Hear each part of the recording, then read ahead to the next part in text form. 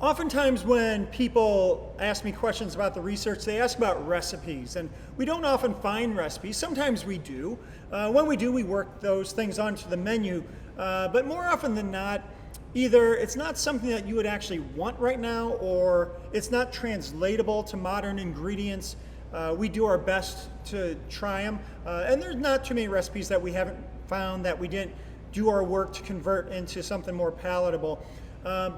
But think about the early 19th century, and if you were to ask someone at that time, how do you cook a piece of meat, for example, they're going to say you throw it on the fire or you throw it in the pot. And same with a lot of the greens. Well, you're either going to eat them raw or you're going to boil them. And so it's really only in the pastry items that we see some instructions or some recipes. Not totally, but for the most part. And one of my favorites is to talk about cornbread and how we see corn mush become corn pone, which is fried corn mush, and then how that turns into cornbread ultimately. And in more modern times, we think about hush puppies. But that transition from pone to cornbread has a lot to do with the introduction of baking powder.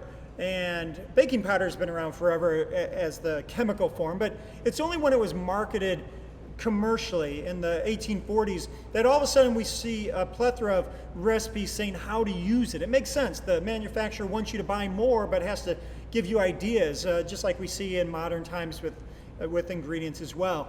So it's fun to explore these things, and more importantly, explore the history of why they came into being. And then, of course, the fun stuff like understanding the language of sweet milk versus sour milk, or Indian meal, meaning cornmeal, and things like that, doing the basic translations.